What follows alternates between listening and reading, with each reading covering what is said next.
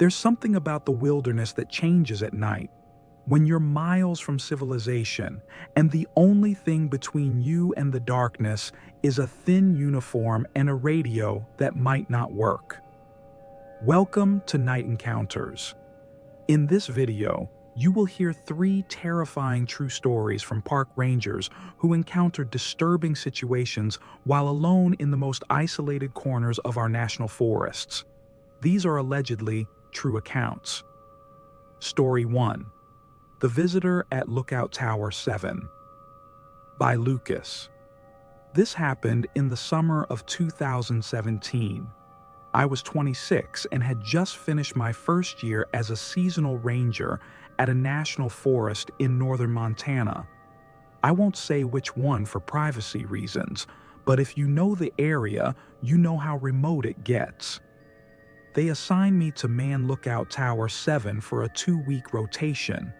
It's this old fire lookout perched on a ridge about 15 miles from the nearest trail. You access it by a service road that's more rocks and ruts than actual road.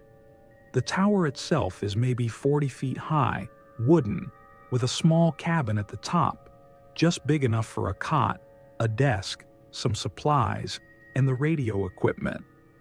I was excited, honestly. 2 weeks of solitude, reading, watching the sunset over the mountains. It sounded perfect. The first few days were exactly that. Peaceful.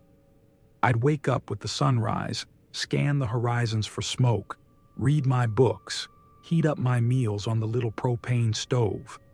At night, the stars were incredible. So many you couldn't even pick out constellations. Just this blanket of light. It was on the 4th night that things started feeling off. I was sitting at the desk around 10 p.m., writing in my journal by lantern light.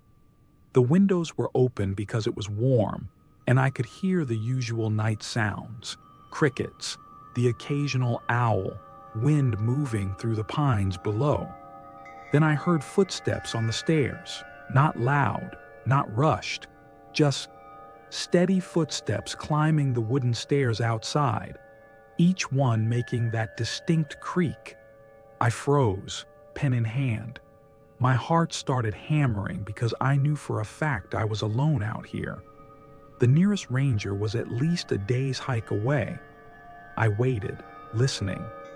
The footsteps stopped about halfway up, maybe 20 steps up out of the 60 or so that lead to the cabin. I called out, "Hello? Someone there?" Nothing. Just silence. Even the crickets had gone quiet. I sat there for what felt like forever, just listening, my hand gripping the edge of the desk. My gut was screaming that something was wrong, but I tried to rationalize it.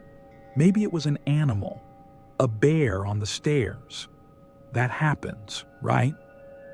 After about 10 minutes of silence, I worked up the nerve to grab my flashlight and lean out the window to shine it down. The beam cut through the darkness, illuminating the wooden stairs zigzagging down the tower. Nothing. No one there. No bear. No deer. Nothing. I almost felt like I'd imagined it, but I know what I heard. Those were footsteps. Human footsteps. I barely slept that night.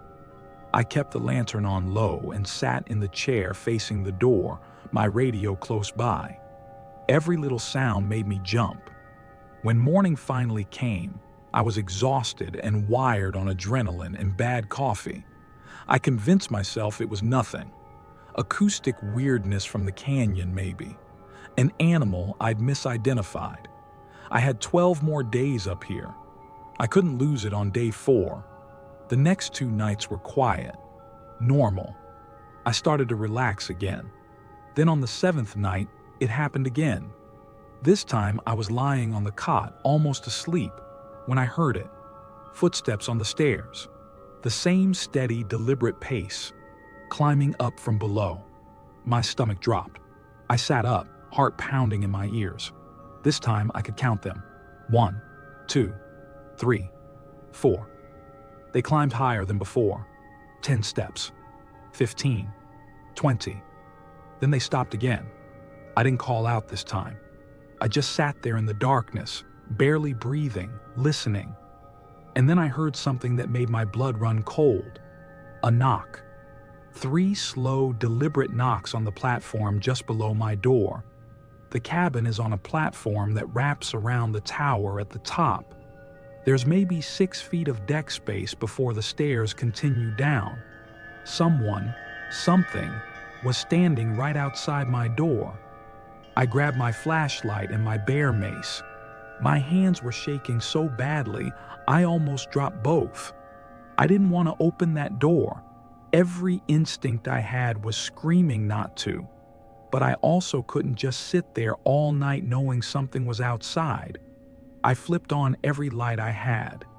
The inside cabin lights, my headlamp, my flashlight. Then I yanked open the door. Nothing.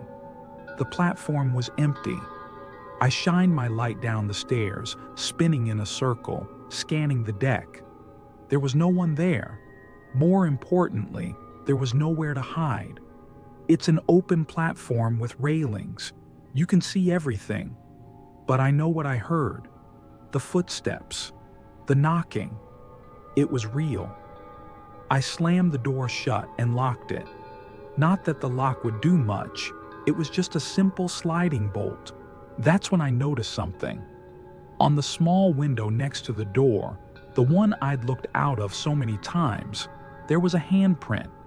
On the outside, about 6 feet off the deck floor. Not a smudge. A clear, deliberate handprint. Palm and 4 fingers pressed against the glass. My throat tightened. I felt sick. Someone had been right there, looking in at me while I was sitting at the desk, standing on the platform while I was inside.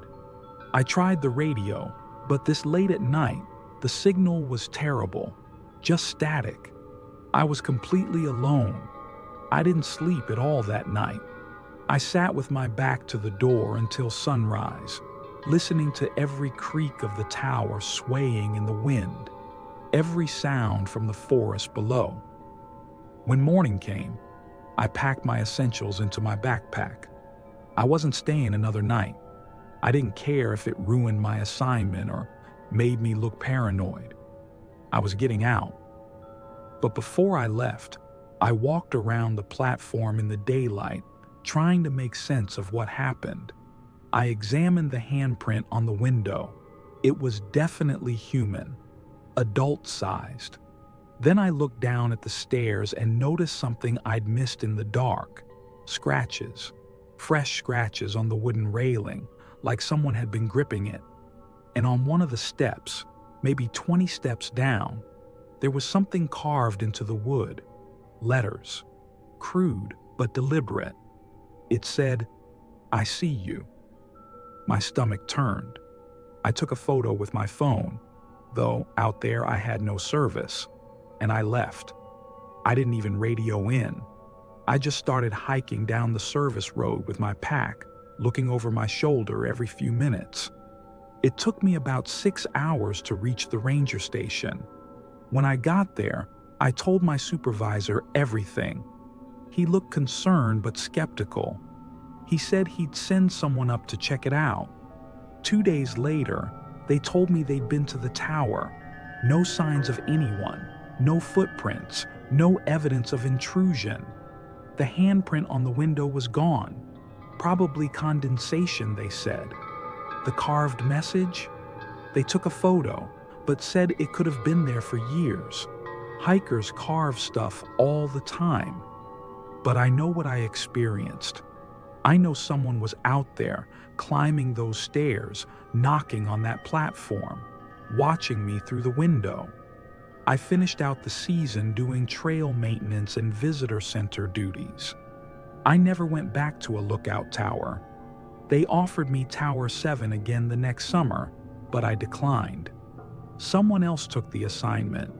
He lasted 3 nights before he radioed in and requested immediate extraction. He wouldn't say why over the radio. When he got back, he refused to talk about it. He quit 2 days later. The tower's been decommissioned since then. They say it's due to budget cuts. I don't know what was out there. I don't know if it was a person, maybe some drifter or someone with bad intentions, or something else. But I do know this. Isolation changes things. When you're that far from help, that alone in the darkness, you become prey. And something out there knew it. Story 2. The Campsite That Wasn't There. By Rebecca, I worked as a backcountry ranger in Colorado for 3 summers during college. This was back in 2019, my second season. I was 22 and felt pretty confident in the wilderness. I'd done hundreds of miles of solo patrols, dealt with bears, helped injured hikers. I knew what I was doing, or at least I thought I did. It was late August, and I was doing a 4-day patrol loop through one of the more remote sections of the park. The trail I was on saw maybe a dozen people a week, if that. It's beautiful but punishing. Steep climbs, high altitude, miles of exposed ridge. My job was to check on the backcountry campsites, make sure people had permits, pack out any trash, that sort of thing. Simple stuff. On the second day, I was hiking toward Campsite 7, which was listed on my map as being near a small alpine lake, about 11 miles from the trailhead. I'd been there once before, the previous summer. It was a nice spot, flat area under some pines, fire ring, bear box for food storage. But when I got to where it should have been, it wasn't there. I checked my GPS. I was definitely at the right coordinates, but there was no campsite, no fire ring, no bear box, no flat cleared area, just dense forest and underbrush, like it had never existed. I stood there, confused, looking at my map and then at the forest around me. I thought maybe I was misremembering. It had been a year, but I was certain I'd been here before. Then I noticed something weird. About 50 feet off the trail, deeper into the trees, I could see what looked like a tent. A dark green tent, partially hidden behind the pines. I called out, "Hello? Ranger coming through." No response. I felt uneasy, but it was my job to check on campers, so I pushed through the brush toward the tent. As I got closer, I could see it was old. The fabric was dirty, covered in pine needles. The zipper was open. I called out again. "Anyone here?" "This is Park Ranger Webb." Still nothing, just the wind moving through the trees. I approached slowly, my hand on my radio. The tent was a 2-person dome tent, probably 10 years old with faded yellow trim. Definitely not new gear. I crouched down and looked inside. It was empty. No sleeping bag, no gear, nothing. Just bare ground and a musty smell. But the thing that made my stomach tighten was what I saw scratched into the dirt floor of the tent. Tally marks, hundreds of them, covering every inch of the ground scratched deep into the soil. They were organized in groups of 5, the way you count days. I backed away from the tent, heart starting to race. Something was extremely off about all this. Who camps here without a permit, this far off the designated campsite? And why the tally marks? I took photos with my phone and radioed into the station, but I was too far out, just static. I'd have to wait until I got closer to a ridge to get a signal. I decided to keep moving. I had 3 more campsites to check, and I was burning daylight. But I couldn't shake the feeling that I was being watched. About an hour later, I reached Campsite 9. This one was where it should be. Cleared area, fire ring, everything normal. But when I walked up to the bear box to check if anyone had left food, I froze. There was a note taped to it. A piece of notebook paper, wrinkled and yellowed, with words written in pencil. It said, "Don't camp here. Leave now." My hands started shaking. I looked around, scanning the tree line. I was alone. No other hikers, no sounds except birds and wind. I took the note and stuffed it in my pocket. This was officially above my pay grade. I needed to get to higher ground and radio this in. I hiked for another 2 hours, pushing hard, until I reached a ridge where I knew I could get a signal. My legs were burning and I was breathing hard, but I didn't care. I just wanted to talk to another human being. Finally, I got through. I told the dispatcher everything: the missing campsite, the tent with tally marks, the note. She sounded concerned but tried to keep me calm. She said she'd send another ranger to meet me at the trailhead the next day, but for now, I should find a safe place to camp for the night. I did not want to camp out there, but I had no choice. I was at least 8 miles from the trailhead, and it was getting dark. I found a spot off trail, tucked behind some boulders where I had a clear view of the area around me. I set up my tent quickly, ate a cold dinner — I didn't want to use my stove and draw attention — and climbed into my sleeping bag as soon as it was dark. I lay there, listening. Every sound made me flinch. The rustling of something moving through the brush, a branch snapping, the distant call of an owl. Around midnight, I heard footsteps, not on the trail, in the forest, moving through the underbrush. Slow, deliberate footsteps, circling my campsite. I held my breath, hand gripping my bear spray. The footsteps stopped just outside my tent. I could hear breathing, heavy, raspy breathing. Then a voice, low and hoarse. "You shouldn't be here." I didn't move. I didn't respond. My heart was pounding so hard I thought it would give me away. The footsteps started again, circling. Then they moved away, back into the forest. I didn't sleep at all that night. I sat upright in my tent, both hands on my bear spray, watching the shadows move across the fabric walls, listening to every sound. When the first light of dawn broke, I packed up in record time and started hiking. Fast. I didn't care about checking the remaining campsites. I didn't care about finishing the patrol. I just wanted out.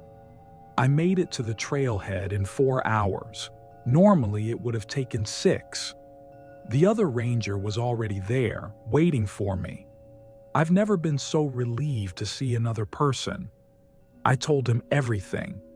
He looked skeptical but concerned. He radioed in, and they sent a team out to investigate. They searched for 3 days. They never found the tent. They never found any evidence of anyone camping illegally. The note I'd taken? When I went to show it to them, it was gone. Just gone from my pocket. They did find campsite 7, though. Right where it should be.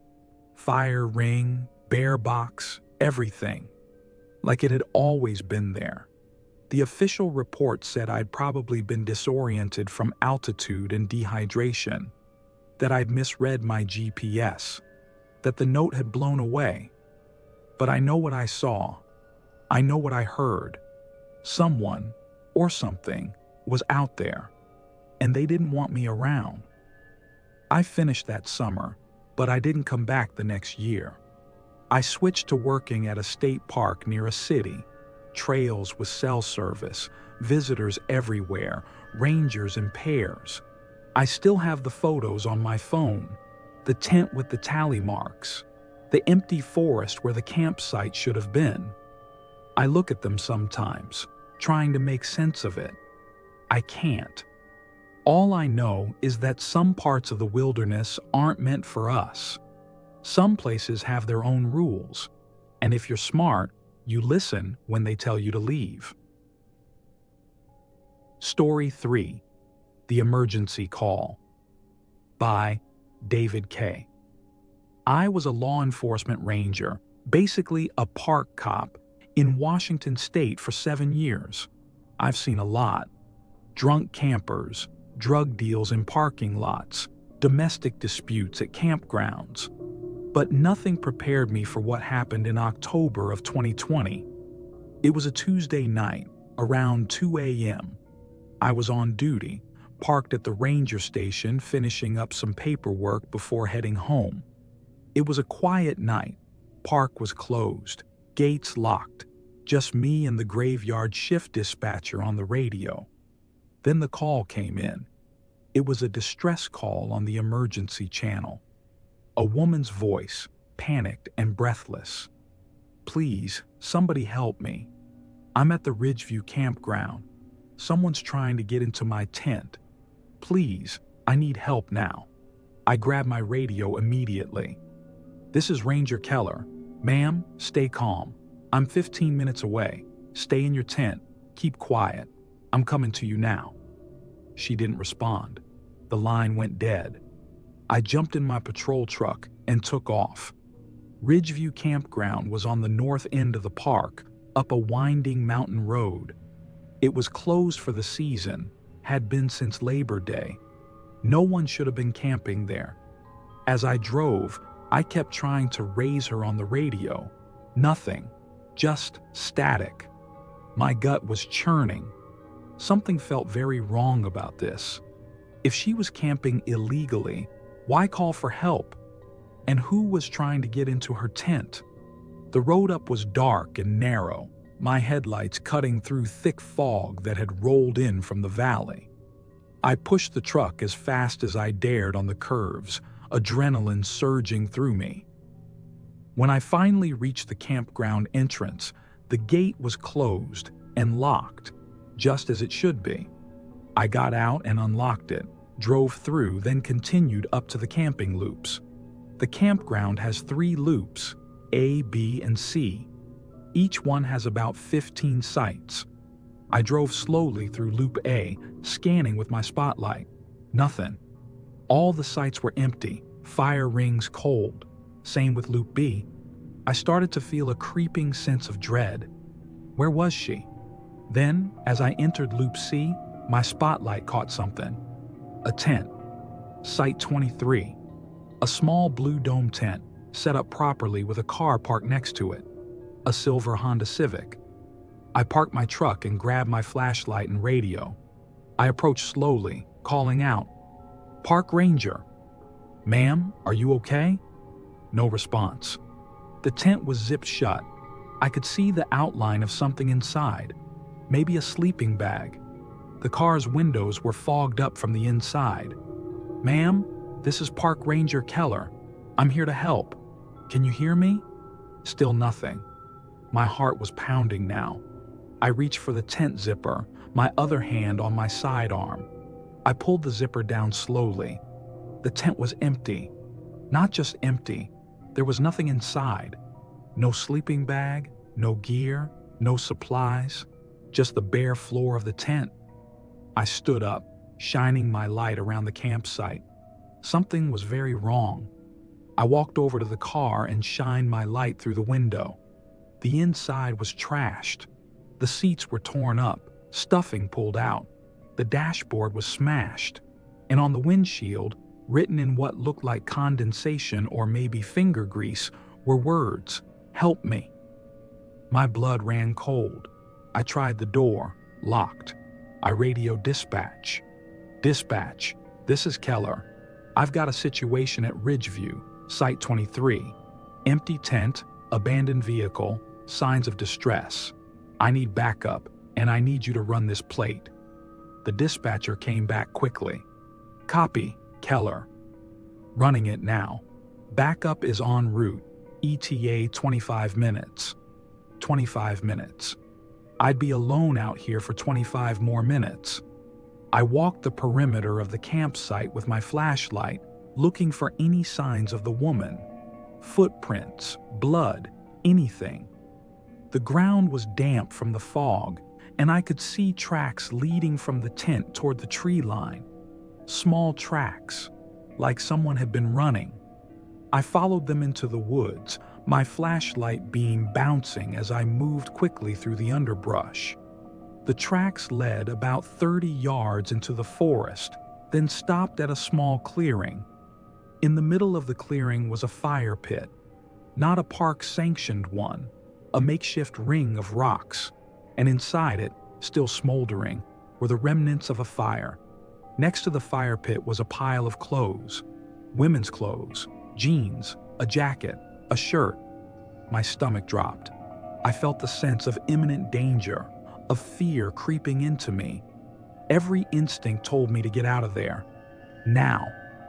I turned to head back to my truck, and that's when I heard it. Whistling. Someone in the woods was whistling. A slow, deliberate tune. Getting closer. I pulled my sidearm and spun around, shining my light into the trees. "This is a park ranger. Show yourself. Now."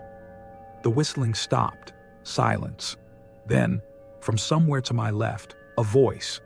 The same woman's voice from the radio. "Help me. Please." But it sounded wrong. Flat. Emotionless. Like someone mimicking the words. I backed toward the campsite, keeping my light and gun trained on the woods. "Ma'am, if you can hear me, come toward my voice. I'm here to help. Help me, please." The voice came from a different direction now, behind me. I spun around. My light caught movement, a figure darting between the trees. "Stop! Park ranger!" The figure stopped, just stood there, maybe 40 feet away, at the edge of my light's range. I couldn't make out details, just a dark shape, too tall to be the woman from the voice. "Step forward slowly with your hands up." The figure didn't move. It just stood there, watching. Then it spoke. The woman's voice again. "Help me, please." But the voice was coming from the figure, a man's shape, using a woman's voice. My hands were shaking. This was beyond wrong.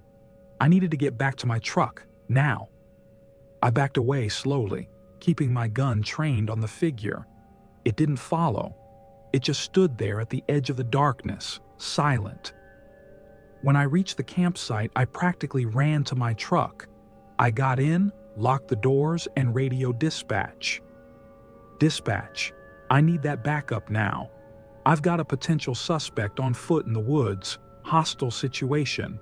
I'm staying in my vehicle." "Copy, Keller." Backup is 10 minutes out. Those were the longest 10 minutes of my life.